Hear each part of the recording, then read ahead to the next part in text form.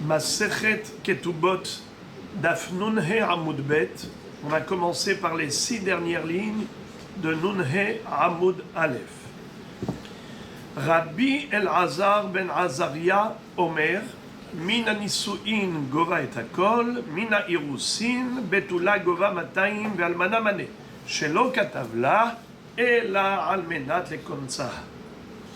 On avait vu dans la Mishnah une mahloket entre Rabbi Elazar ben Azaria et Hachamim à propos de la Tosefet Ketubah, puisque l'on sait que le Hatan a le droit de rajouter dans le montant de la Ketubah bien au-delà que le montant fixé par les Hachamim.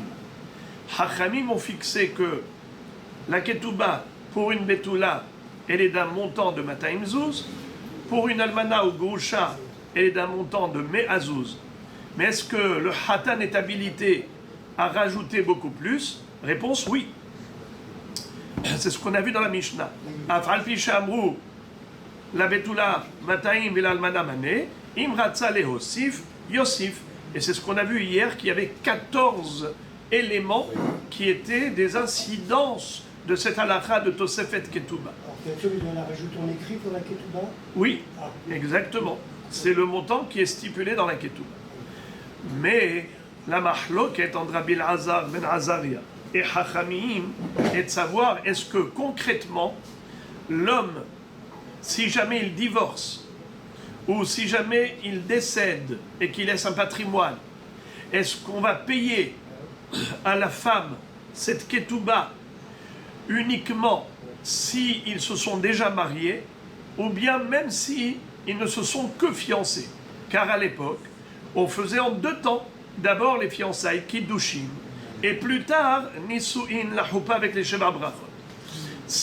Si il a écrit la Ketubah depuis la période des fiançailles avec une Tosefet, et maintenant le Hatan est décédé, ou bien il a répudié sa fiancée, est-ce qu'elle va pouvoir toucher la totalité de la Ketubah, c'est-à-dire le montant minimal plus la Tosefet, ou bien uniquement le montant initial, à savoir Matayim Zuz pour une Betula ou Me'azuz pour une Almana? Mais elle n'aura pas le droit à la Tosefet. Eh bien, Rabbi Elazar ben Azaria disait, elle n'a pas le droit à la Tosefet. Puisqu'ils ne se sont pas mariés, ils ne se sont que fiancés, on estime qu'un homme, en général, c'est du donnant-donnant. S'il va s'engager à donner beaucoup plus que ce qu'il est obligé de donner, c'est uniquement parce qu'il a un intérêt. Quel est l'intérêt? Eh bien, c'est que s'il y a eu mariage et qu'il a pu jouir de sa kala, de ce mariage, mais si il n'y a eu que fiançailles, donc ils n'ont pas eu du tout de choupa, alors pourquoi veux-tu qu'il s'engage à donner cette tosefet beaucoup plus que ce qu'il est obligé de donner? Mapitom. Tandis que Hachamim disent qu'il n'y a pas de différence. Que ce soit après les fiançailles ou après le mariage, le Hatan qui s'est engagé dans cette Ketubah à rajouter une Tosefet, il se doit de reverser la totalité de la Ketubah, c'est-à-dire le montant capital, plus la Tosefet, le supplément, et il n'y a pas de différence si c'est après fiançailles ou après mariage. Alors, la Gemara va dire que la mahloket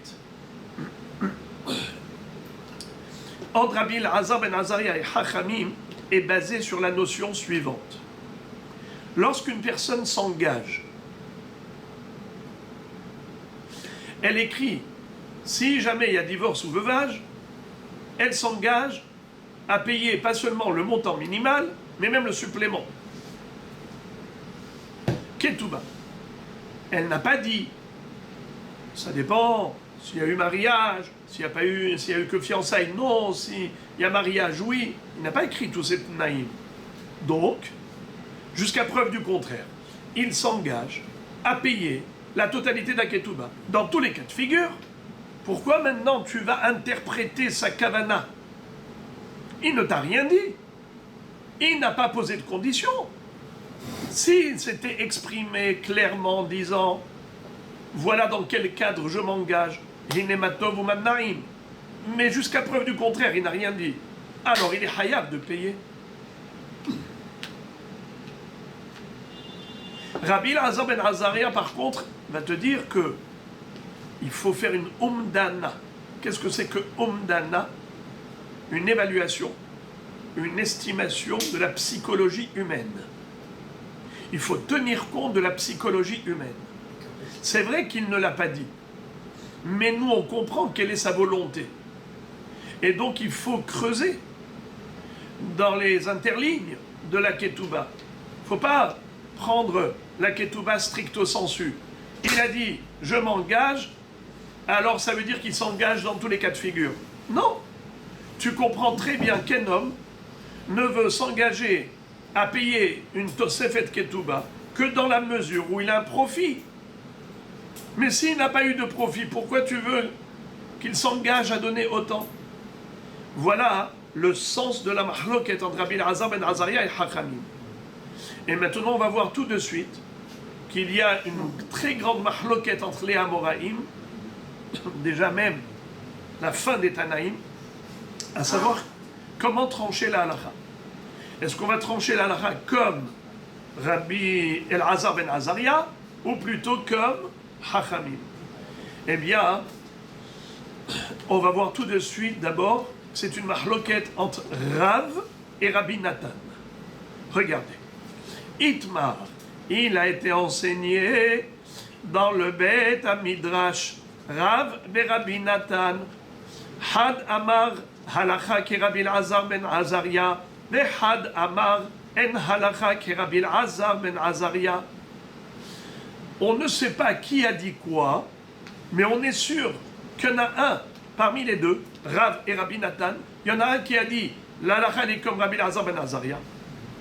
C'est-à-dire que le Hatan n'a pas reversé à la Kala toute la Ketouba avec la Tosefet s'il a répudié après les fiançailles seulement. Ils ne se sont pas mariés.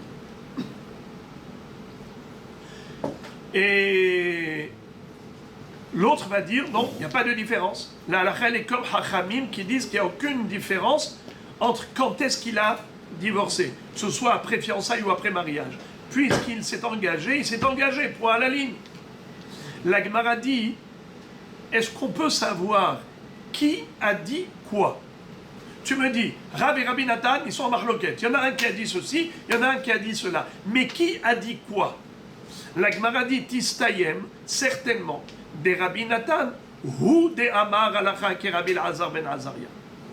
C'est certainement Rabbi Nathan qui a tranché la Halacha comme Rabbi Elazar ben Azaria. Pourquoi? D'où tu le sais? Eh bien, on peut le déduire de ce qu'a dit Rabbi Nathan de par ailleurs. Des Sham'inan le Rabbi Nathan, des Azil Batar Umdana, des Amar Rabbi Nathan, Halacha ki Rabbi Shimon Shezuri, Bemesukan, ou Bitrumat Maaser Shel Demai. Car nous voyons de par ailleurs que Rabbi Nathan, il va d'après la Umdana. Rabbi Elazar ben Azaria, c'est sûr qu'il va d'après la Umdana. C'est quoi Umdana? Évaluation. Ça veut dire qu'on analyse la psychologie humaine. Bien qu'il ne l'ait pas dit, c'est comme s'il l'a dit. Lui, il a dit, je m'engage à payer une tosefet, et nous, on va rentrer dans les tréfonds de sa psychologie, et on va dire, certainement, un homme normalement constitué ne va pas s'engager à payer un si gros montant s'il ne va pas profiter, s'il ne s'est pas marié. Juste comme ça, il s'est fiancé. Il me dit, arrête mes coups d'échette libre et tabazou qui date proche Israël. Quel profit il a eu? Aucun. Tu crois que maintenant, s'il a divorcé ou bien il est mort, il veut payer une tosefet avec des millions en plus, qui s'est engagé à donner en plus? Ma pitom. Alors, d'où sait-on que Rabbi Nathan, c'est lui qui soutient la thèse de Rabbi Elazar ben Azaria? Il dit la halakha est comme lui. Car Rabbi Nathan lui-même, de par ailleurs, nous voyons qu'il a été d'après la Umdana. À propos de quoi? À propos du Mesoukan. Qu'est-ce que ça veut dire, Mesoukan? Si quelqu'un va dire, quand il était malade, agonisant, il a dit écrivez un guet et donnez-le à sa femme. Il a demandé d'écrire le guet, mais pardon, il n'a pas dit donnez-le, il a dit écrivez. Alors, la halakha selon Rabbi Shimon Chezuri est que il faut l'écrire et lui donner à elle, avant la mort. Hachamim disent, il a dit écrivez, il n'a pas dit donner. Un homme, il t'a dit quelque chose, oui, il t'a dit quoi? Écrivez un guet pour ma femme. Il t'a dit de donner à sa femme, en son nom, en tant que shaliach. Il t'a pas nommé shaliach pour donner. Il t'a nommé shaliach pour écrire. Tu n'as rien à donner. Rajoute pas ton grain de sel. Rabbi Shimon Chezuri dit, Mapitom, tu donnes. Parce que tu crois que ce monsieur-là, il voulait rigoler? Pourquoi? Il voulait juste s'amuser à faire écrire un guet? On a bien compris que ce monsieur, il était dans un état, je ne vais pas dire hystérique, mais en tout cas en agonisant, qui a peur de mourir chaque minute, et il veut libérer sa femme du hiboum ou autre. Alors il a demandé, quitte-vous guet les ishti, écrivez un guet à son épouse. Eh bien, on sait très bien que sa kavana, c'est d'écrire pour lui donner. Regardez la dernière ligne du Rashi de la page. La dernière ligne de la page dans Rashi. Rabbi Shimon Chezuri Omer, Afa Mesoukan Agoses, Ve'ainu Batar Umdan Da'ata De'amrinan, Lo Amar Kitvu, Ela Sheitnu, Ho'ilu Mesoukanhu, Lo Nitkaven et Tzahekba. Étant donné que cet homme-là, il ne cherche pas à faire des blagues. C'est pas un blagueur. C'est quelqu'un qui est mourant, et donc s'il a demandé d'écrire le guet, ce n'est que pour lui donner. Alors même s'il ne l'a pas dit, c'est comme s'il l'a dit.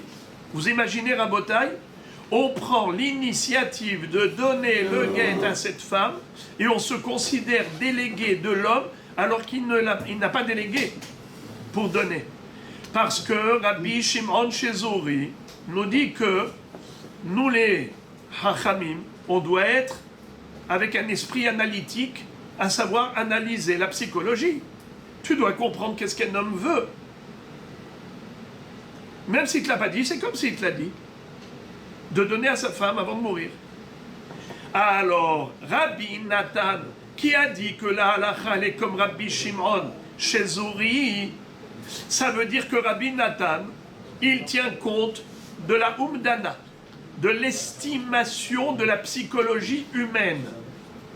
Alors la même chose, certainement c'est lui qui a été posé que la comme Rabbi Azar ben Azaria, qui a dit que l'homme qui a écrit la Ketouba avec une Tosefet, c'est sûr que sa kavana, c'est pas de donner une Tosefet sans aucun intérêt. Certainement c'est en contrepartie de l'intérêt qu'il aura en cas de mariage, l'intérêt qu'il a eu s'il y a eu choupa. S'il y a eu ensuite tout ce que la vie conjugale qui fait que cet homme a profité, donnant.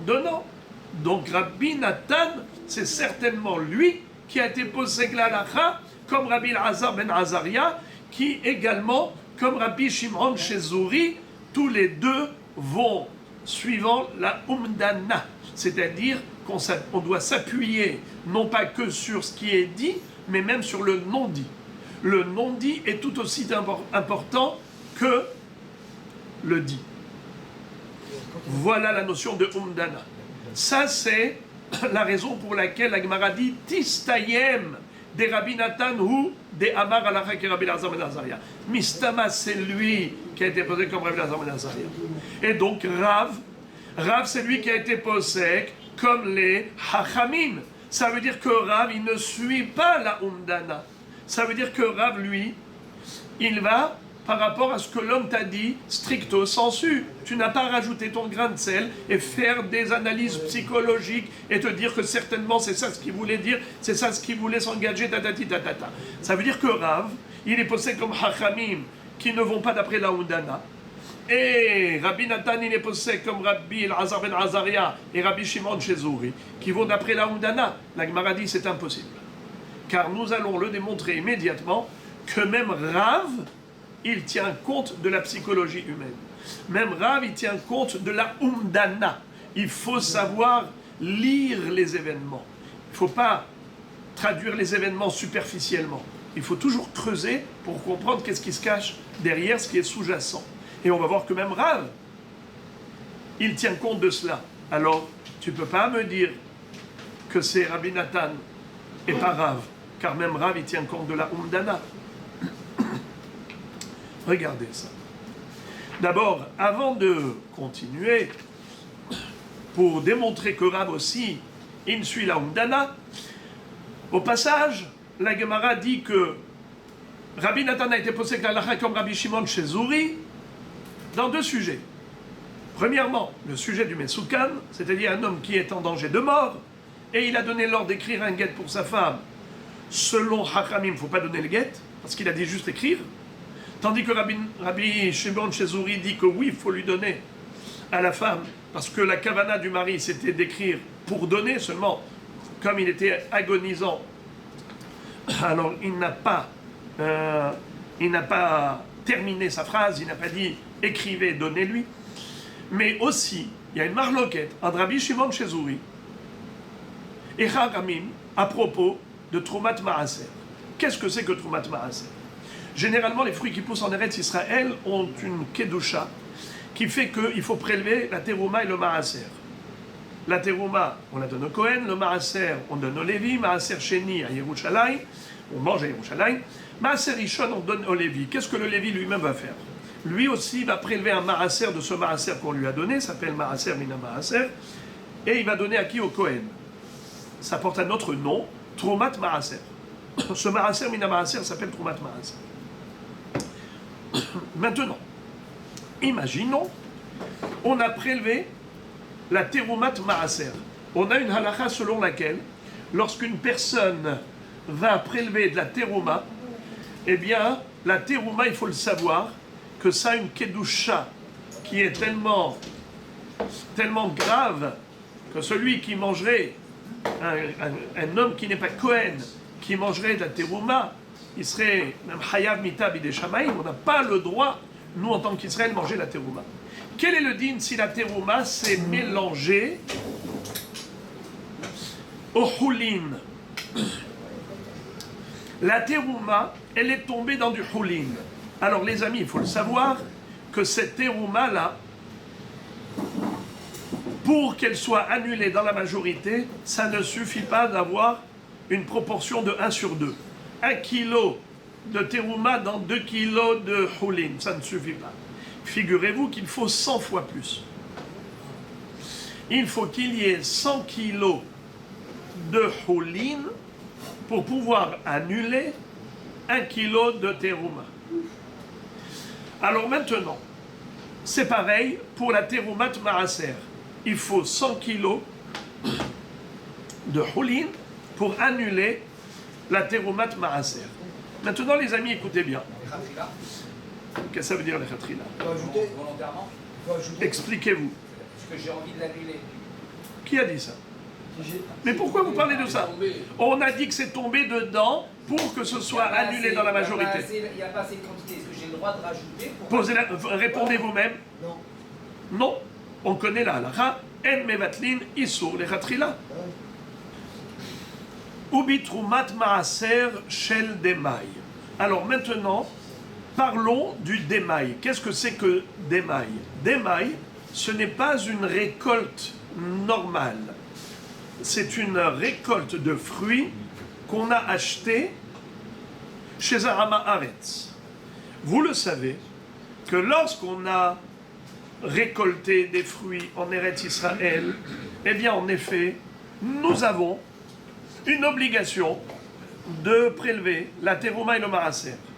Mais si on a déjà prélevé une première fois, on n'a pas besoin de prélever une deuxième fois, c'est évident.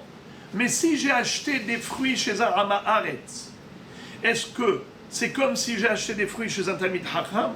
Un Talmid Chacham, on a une règle, que Hazaka al-Haver she'eno motzi mitahat yado davar she'eno metukan. Un Talmid Chacham, c'est sûr qu'il ne va pas te donner des fruits s'il n'a pas déjà prélevé la terouma et le maaser. Tandis que Arama Haaretz, il peut vouloir économiser.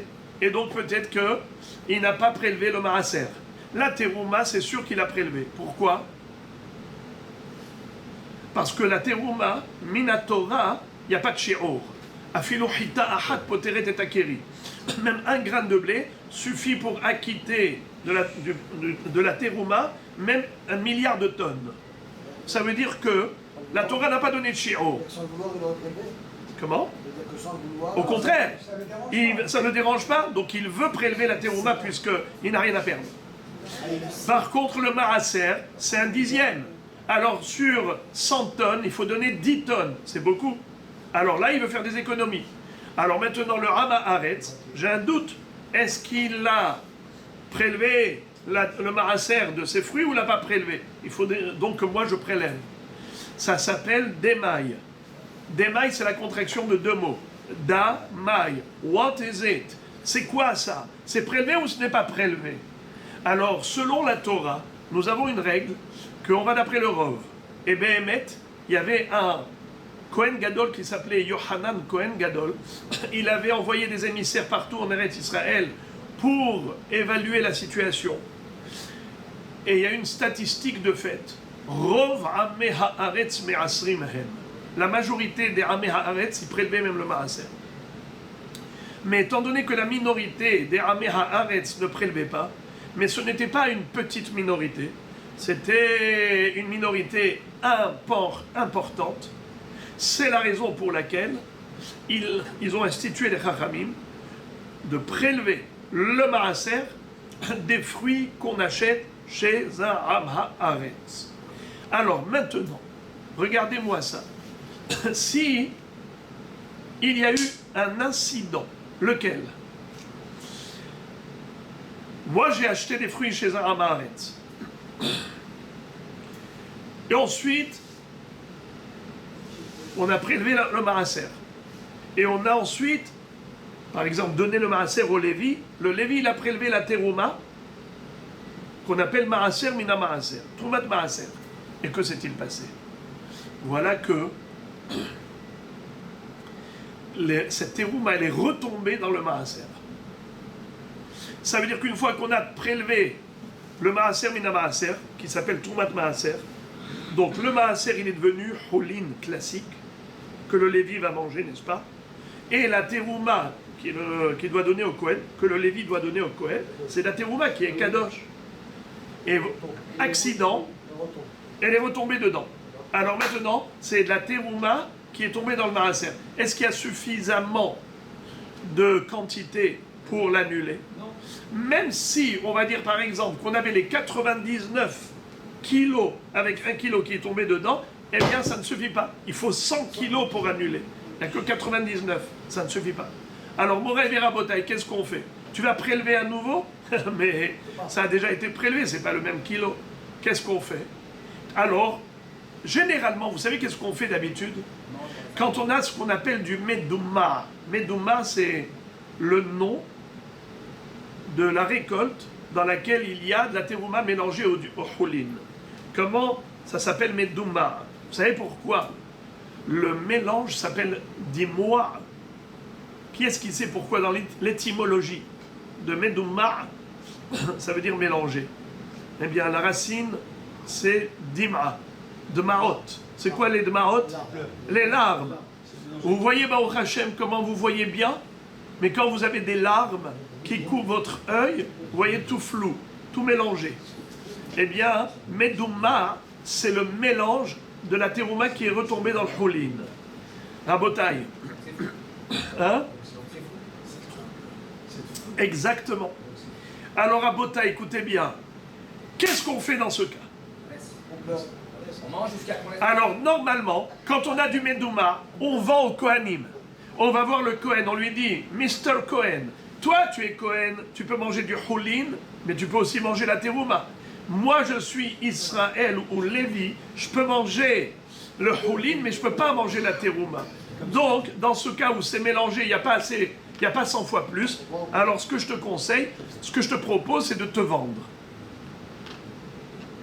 Je vais te vendre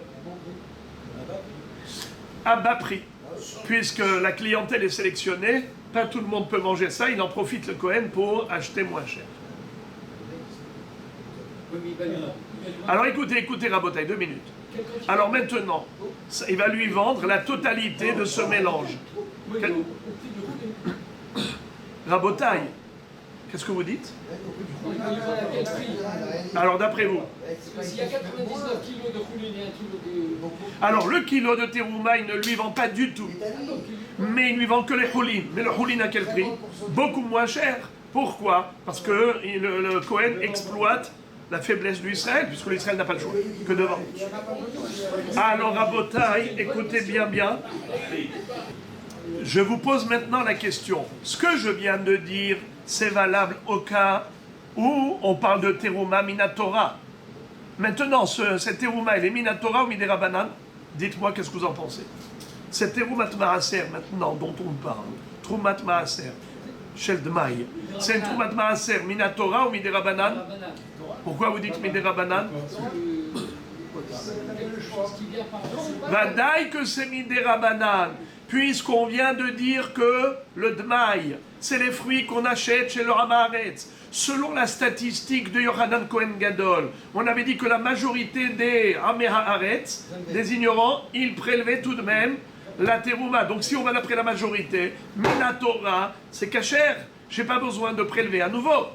Alors qui est-ce qui a dit qu'il faut que je prélève du dmaï? C'est les Hachamim. Donc ici, ce n'est que midérabanan.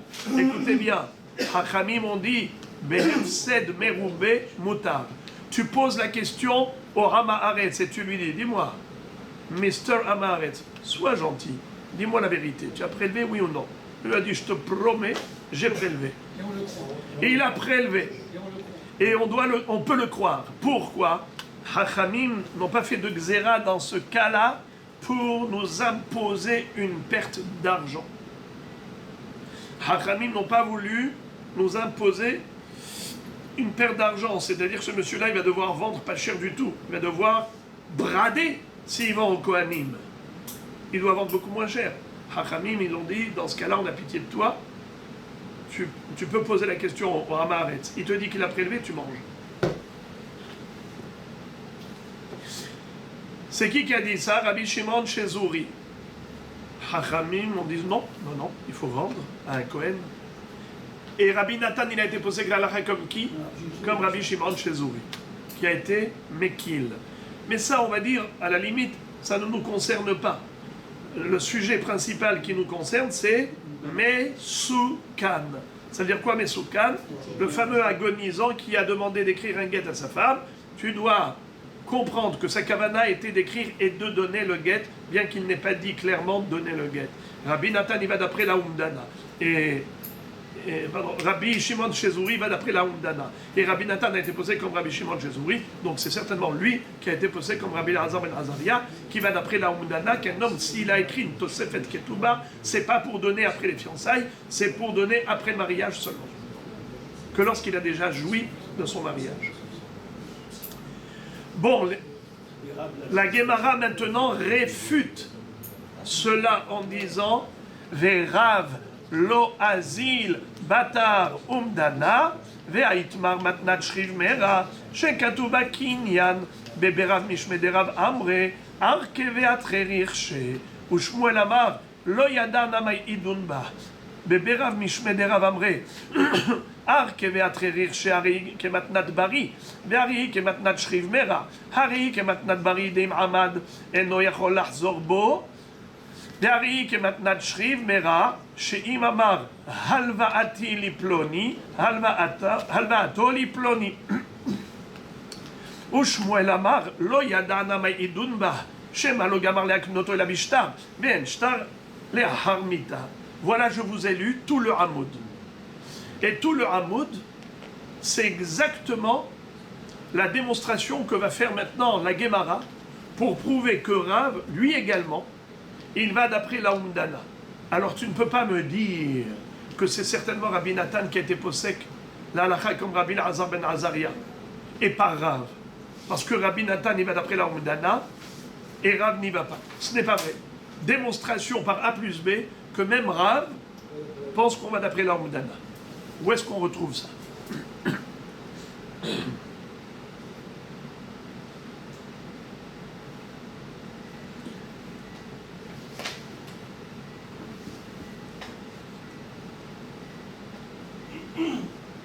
Eh bien, Moray Veraboïsaï, essayez de vous accrocher, attachez la ceinture.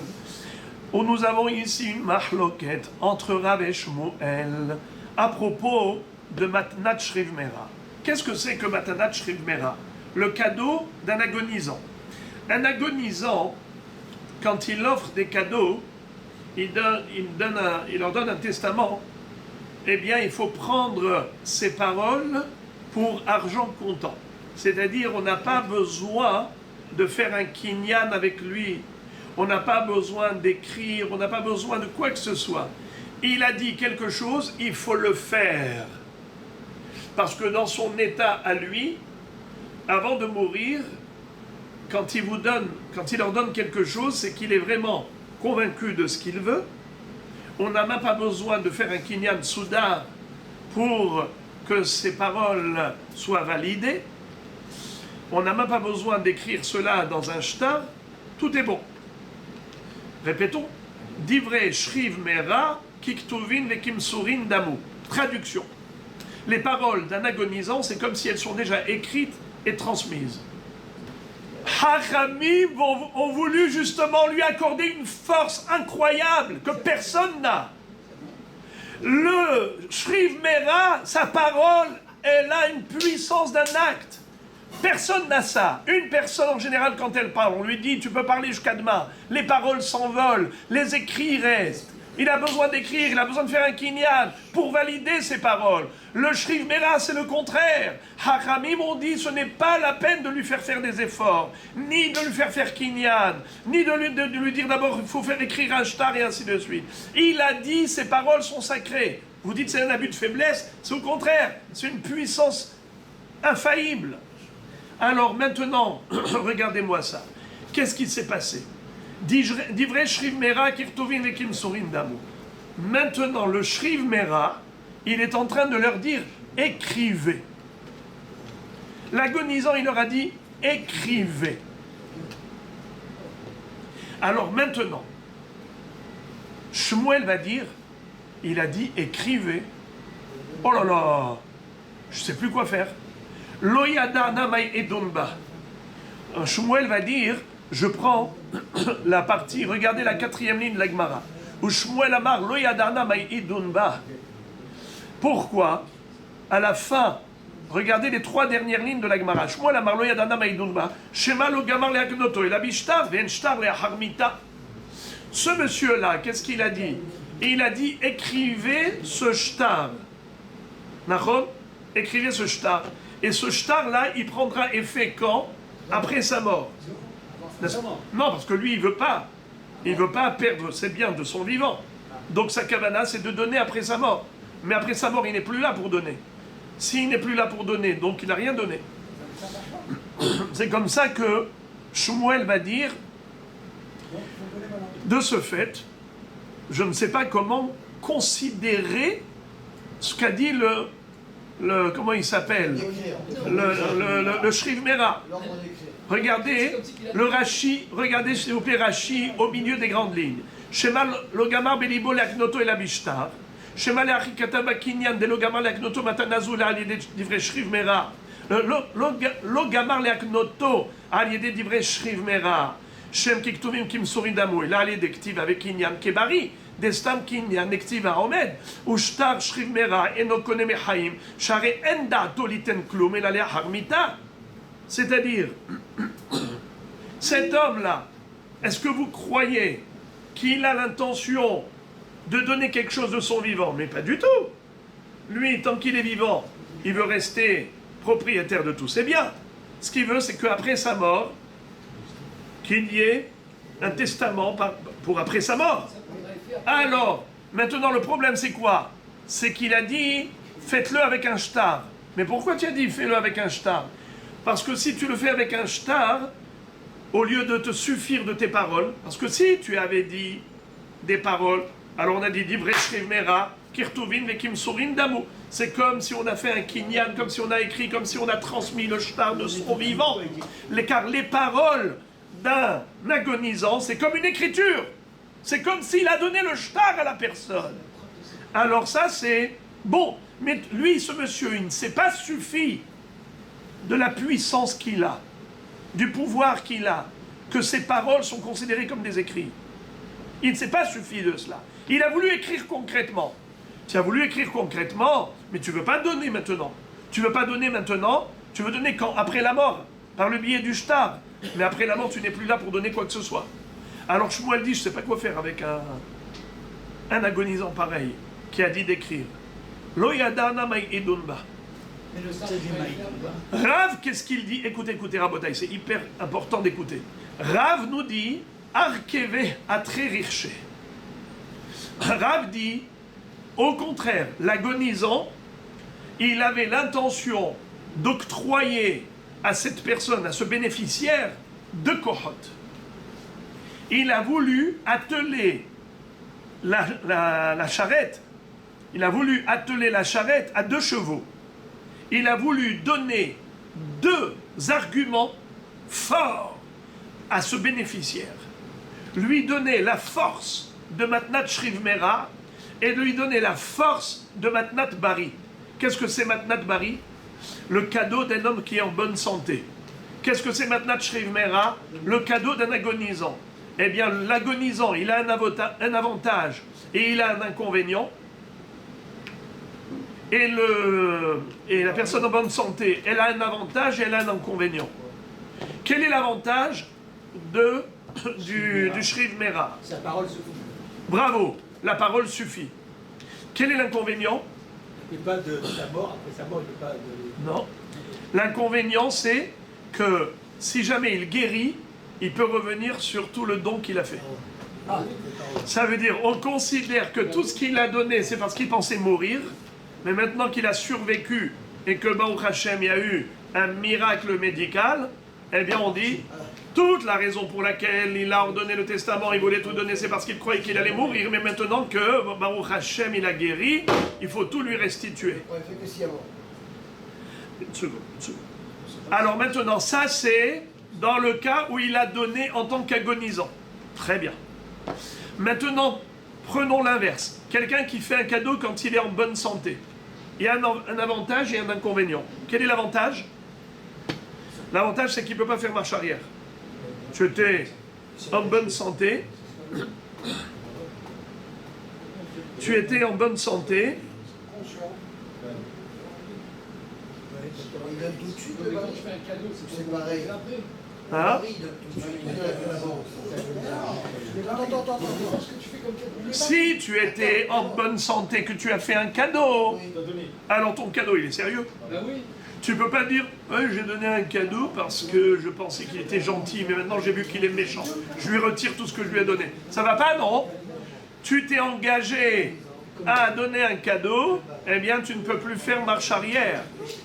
C'est-à-dire, une fois que tu as écrit le shtar, une fois que tu as donné le shtar, tu ne peux plus faire marche arrière quand tu as donné le shtar. Si on fait un tnaï, mais qui parle de tnaï? Pourquoi vous parlez des choses qui ne concernent pas ce qu'on est en train de dire là? Là, on n'est pas en train de parler de quelqu'un qui a fait un tnaï, on parle de quelqu'un qui a donné, tout court. S'il est agonisant, eh bien il se relève, il annule tout. Point à la ligne. Il est en bonne santé, il a donné, il ne peut rien annuler. Donner ses données, reprendre ses volets. Yofi. Maintenant, écoutez, Rabotai, vous n'êtes pas au bout de votre peine. Vous allez encore un peu souffrir. Regardez ça. Maintenant, Rav va dire, il y a un inconvénient chez le Bari. Lequel? C'est qu'il ne peut pas offrir un prêt. C'est quoi ça? Alors, je vous ai prêté 10 000 shekels. Je peux vous dire, matana. Allez, mehila. Pas besoin de rembourser. Très bien.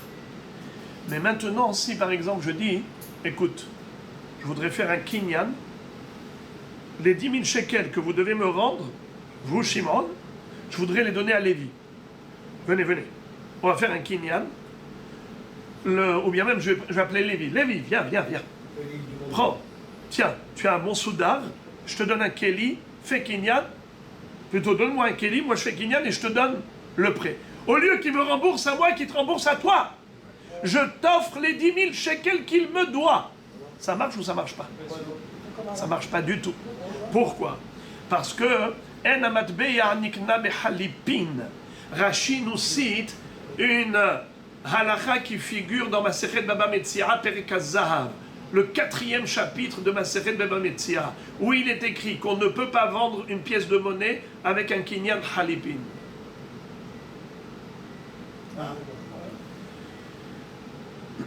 Même mieux que ça, Tosfot disent, même mieux que ça. Comment tu veux vendre un prêt, un remboursement? Comment tu veux vendre? Tu veux vendre un prêt? Mais le prêt, c'est quoi? C'est abstrait. Si l'argent était là dans le monde, encore tu peux parler d'un kinyan, on a acquis un objet. Mais le prêt, c'est juste une dette, c'est juste un devoir de rembourser, mais l'argent n'est pas là. Tu veux vendre quoi? Il ne vend pas le shtar. Il le vend pas, il le vend pas, il le donne. Il le vend pas, il le donne. Non, il le donne. Il ne vend pas, il le donne. S'il donne le shtar, ok. Otiyot niknot bimsira. Mais là, il n'a pas fait shtar. Là, il a donné, il a fait juste un kinyan soudar. De l'air, bravo. Il lui a vendu de l'air. Moraï vera boïsaï. Mais maintenant, si il lui a fait, il a fait un testament oral, d'ivrei shriv mera kiktuvin vekimsurin d'amour. Les paroles d'un agonisant, c'est mieux qu'un kinyan soda. C'est comme si c'était écrit shtar otiyot niknot bimsira. Là, il peut offrir même un prêt à quelqu'un d'autre. L'agonisant avant de mourir. Alors maintenant, écoutez ce que dit Rav, c'est trop beau. Rav dit, cet homme-là, c'est pas qu'il se contredit, comme Shmuel a dit, mais cet homme-là, il se contredit, on ne sait pas ce qu'il veut. Il est Shriv Mera, et tout de même, il a demandé d'écrire. Mais Shriv Mera, tu n'as pas besoin d'écrire. Alors peut-être que, puisque tu as demandé d'écrire, eh bien on ne pourra rien faire. Car peut-être ta cabana, c'est de tout faire passer par l'écriture. Et l'écriture, c'est pas de ton vivant, c'est pour après la mort que ce shtar on lui donne, parce que tu veux pas lui donner cadeau quand tu es encore vivant. Eh bien, dans ce cas-là, il n'y aura rien du tout, parce qu'après ta mort, tu peux rien offrir. Nahon, ça c'est Shmuel. Tandis que Rav, au contraire, Rav dit Arkeve à Trérirché. C'est comme si il a fait monter sur 2 chevaux. Rochve à Rechesh ve Hashteranim. C'est-à-dire que il a voulu, le Shriv Mera, donner aux bénéficiaires 2 chevaux, 2 kohot. La force du Shriv Mera et la force du Bari. Comme si cette matana, elle était irréfutable, irréversible, irrévocable. Comment? Elle a la force d'un Shriv Mera et elle a la force de Matnat Bari. Quel est l'avantage du Bari? Quel est l'avantage du Shriv Mera? Le Bari, il ne peut plus faire marche arrière. Donner, c'est donner, reprendre, c'est voler. Alors que le Shriv Mera, s'il a survécu, eh bien, il peut tout annuler.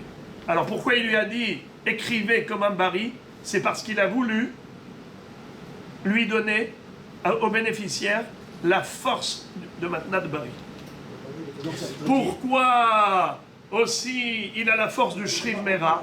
C'est que le Shriv Mera, il peut offrir même un prêt. Ce que ce monsieur me doit comme remboursement, qu'il te le rembourse à toi. Et ça, c'est plus fort chez le Shriv Mera que chez le Bari. Le Bari, s'il fait un kinyan soudar, ça ne sert à rien. Soit parce que, comme dit Rashi, En hamatbeya nikna behalipin, soit comme dit Tosfot, milva leotza nitna, il ne peut pas lui offrir de l'abstrait. Il ne peut pas vendre de l'abstrait. Parce qu'une dette, c'est abstrait, c'est pas un objet. Mais par contre, si c'était bishtar, ça marche. Eh bien, les paroles d'un Shriv Mera, c'est comme un shtar. Divrei Shriv Mera kiktuvin vekimsurin damu. Eh bien, il peut lui offrir même un prêt. Même une créance. Il peut lui offrir même une créance. Ce que l'autre lui doit, il lui donnera au bénéficiaire. Alors la Gemara dit, excuse me, c'est quoi ça? Comment Rav a pu octroyer au Shriv Mera cette double force? c'est qu'il va creuser dans l'esprit du Shriv Mera. Il va analyser la volonté de l'agonisant. Et tu dis, en fait, tu veux savoir qu'est-ce qu'il avait voulu? Je vais te dire qu'est-ce qu'il avait voulu. En fait, il avait voulu lui donner la force du Shriv Mera et la force du Bari. Sinon, il est en contradiction. Ça veut dire que Rav, il ne se suffit pas d'une première lecture superficielle des événements. Il ne se suffit pas des paroles du Shriv Mera juste comme ça. Il rentre en profondeur. Bien qu'il ait dit écrivez, sa kavana c'est d'écrivez pour renforcer la matana. Donc tu vois que Rav, il va d'après la Umdana. Il n'y a pas que Rabbi Nathan qui va d'après la Umdana, même Rav. Alors pourquoi est-ce que tu as dit que c'est Rabbi Nathan qui est posé comme Rabbi Elazar ben Azaria qui va d'après la Umdana? Et ça ne peut pas être Rav, parce que Rav il ne va pas d'après la Umdana. Ce n'est pas vrai? Dans la Mahloket de Rav ou Shmuel à propos du Matnat Shriv Mera, tu vois que Rav il suit la Umdana. Alors on va relire tout ça dans le texte. Première ligne de Nunhe Amudbet. Verav Loazil Batar Umdana. Est-ce que Rav ne va pas selon l'analyse psychologique? Veha Itmar. Pourtant, il est dit une mahloket. Il a été transmis une mahloket entre Rav ou Shmuel à propos de Matnat Shriv Mera chez Katuv Kinyan. À propos de la Matnat Shriv Mera où il y avait écrit Kinyan. Normalement, on n'a pas besoin de Kinyan, parce que ces paroles, elles sont comme écrites. Tandis que lui, il a dit que, oui, il faut faire Kinyan. Il a fait Kinyan. Il a fait un Kinyan. Alors, il a demandé de faire Kinyan. Beberav Mishmederav Amre Arkeve Atrerirche. Dans le Beth Midrash de Rav, on a dit au nom de Rav qui lui a donné deux forces, comme s'il avait fait monter sur deux chevaux. Il lui a donné la force de Matnat Bari et la force de Matnat Shriv Mera. Shmuel Amar Lo Yadana Mai Idunba. Et Shmuel a dit, je ne sais pas comment considérer cette matana. Beberav Mishmederav Amre Arkeve Atrerirche. Dans le Beth Midrash, au nom de Rav, ils ont dit, il lui a donné deux forces. Il a fait monter sur deux mulets. Ah, premièrement, Ari et Matnat Bari. Premièrement, il y a ici l'avantage du cadeau d'un homme qui est en bonne santé. Ari et Matnat Shriv Mera. Et aussi, comme le cadeau d'un agonisant. Ari et Matnat Bari, c'est considéré comme le cadeau d'un homme en bonne santé, des Im Ahmad et Noyachol Zorbo. Que si il a survécu, il s'est relevé de sa maladie, il ne pourra plus faire marche arrière. Alors qu'en général, un agonisant qui a survécu, il peut faire machine arrière sur toutes ses promesses. Mais en l'occurrence, non. Pourquoi? Parce qu'il a fait un kinyan, comme un bari. Harik et Matnat Shriv Mera, mais il y a aussi l'avantage de Matnat Shriv Mera, chez Imamar Halvaati Liploni, Halvaato Liploni, s'il a voulu transmettre à ce bénéficiaire le droit d'une créance, il a voulu lui offrir une créance, ce qu'on lui devait comme alva'a, il lui donne à lui, eh bien ça marche, bien qu'en général, un bari ne peut pas faire kinyan d'une alva'a, mais ici, c'est considéré comme un shtar. Donc tu vois que Rav, qu'est-ce qu'il dit? Qu'on va d'après la Umdana. Ou Shmuel Amar, mais Shmuel a dit, on va pas d'après la Umdana. Shmuel Amar, Loyadana, je ne sais pas comment considérer cette histoire. Shema lo gamar leaknoto ila bishtar, ben shtar ila harmita, car il se peut que cet agonisant avait voulu offrir tout ce qu'il a voulu offrir que par le biais du shtar. Et le shtar, pas de son vivant, mais après la mort. Mais après la mort, il n'est plus là pour donner. Si le donneur n'est plus là, alors comment tu veux donner? Alors, fin de la question. Là, on arrive au point d'interrogation. Tu vois que c'est impossible de dire que la mahloket entre Rabbi Nathan et Rav, c'est est-ce qu'on suit la Umdana ou pas? Puisque les deux, ils vont d'après la Umdana. Voilà ce que dit la Gemara ici, première ligne d'Afnon Vav. Ela Tarbaïhu Azle Batar Umdana. Les deux, Rav et Rabbi Nathan, vont d'après la Umdana. Alors, question, pourquoi est-ce qu'il y en a un qui pense que la halakha est comme Rabbi Elazar ben Azaria, et l'autre il dit non, la halakha est comme Hachamim? Réponse, Man de Amar halakha Shapir. Celui qui dit que la halakha est comme Rabbi Elazar ben Azaria, c'est super. Ça veut dire on comprend pourquoi il a dit que la halakha est comme lui. Parce que Rabbi Elazar ben Azaria, il suit la Umdana. Eh bien, lui aussi il pense qu'il faut suivre la Umdana. Alors, mais on ne comprend pas pourquoi l'autre a dit non. Man de Amar en halakha. Celui qui dit que la halakha n'est pas comme Rabbi Elazar, comment ça se fait? Pourtant, il faut suivre la Umdana.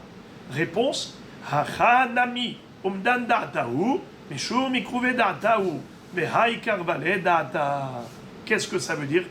Celui qui dit, c'est-à-dire, c'est qui celui? Pas Rabbi Elazar ben Azaria, Tanakama, qui a dit que celui qui a répudié son épouse après les fiançailles, pas après le mariage, tout de même il se doit de lui reverser la totalité d'Aketouba. Pas seulement le capital, la somme initiale de Matayim Zouz, mais même la Tosefet Ketouba. Pourquoi? Parce que Umdana. Quel Umdana? Mais au contraire, il n'a pas joui, donc certainement qu'il ne voulait pas lui reverser la totalité. Réponse, oui, il s'est engagé à donner la Tosefet depuis les fiançailles. Tu veux savoir pourquoi? Parce qu'il veut faire le riche, il veut faire le beau, il veut plaire à sa kala, à sa fiancée.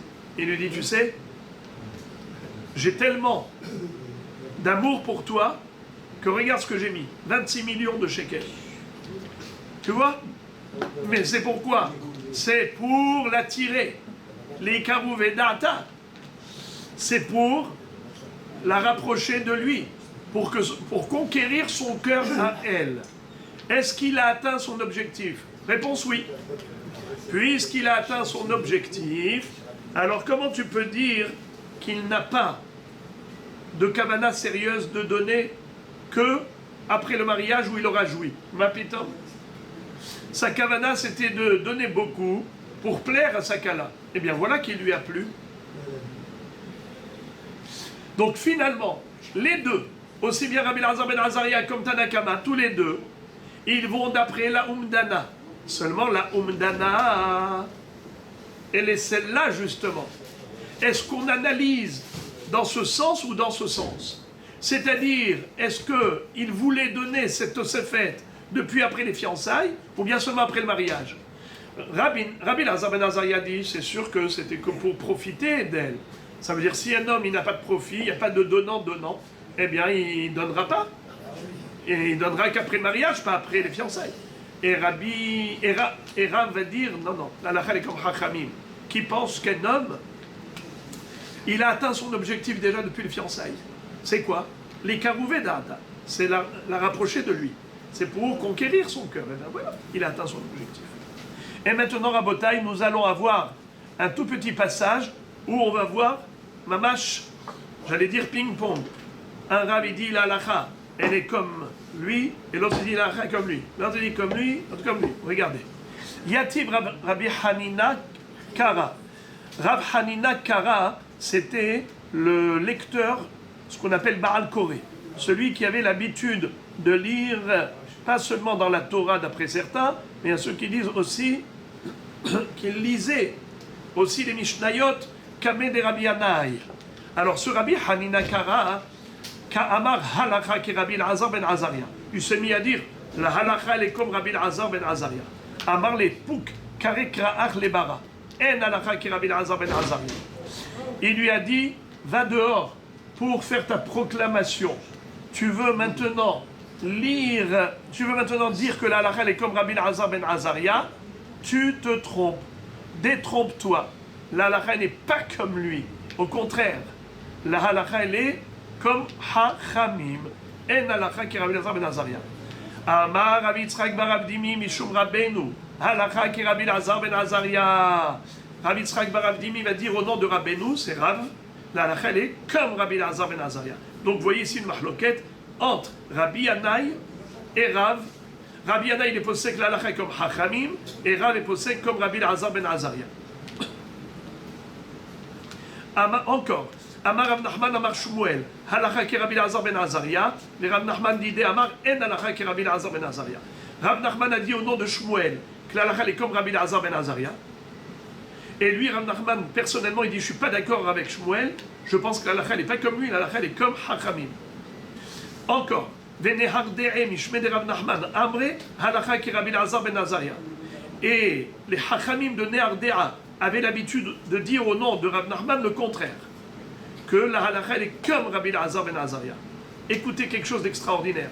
Ve'afal gav de lat Rav Nachman ve'amar kol dayana de dain ki Rabbi Elazar ben Azaria achi ve'achi tehve afilu achi halakha ki Rabbi Elazar ben Azaria. Bien que on a raconté que Rav Nachman a maudit le dayan qui serait posek la halakha comme Rabbi Elazar ben Azaria, concrètement la Gemara tranche comme Rabbi Elazar ben Azaria, contrairement à la malédiction de Rav Nachman. Et la Gemara dit, et c'est rarissime de retrouver un langage pareil, écoutez le langage, Vehalacha le ma'ase ki Rabbi Elazar ben Azaria. Halacha le ma'ase ki Rabbi Elazar ben Azaria. C'est-à-dire que si jamais il y a eu divorce ou veuvage après les fiançailles, avant le mariage, il n'y a eu que Kiddushin et pas Nisouin, il ne va pas lui reverser la Tosefet Ketouba. Il lui reversera que la Ketouba, le strict minimum, mais pas la Tosefet qui s'était engagé à rajouter en plus. Le supplément ne sera pas reversé tant qu'il n'y a pas eu de mariage, comme l'a dit Rabbi Elazar ben Azaria.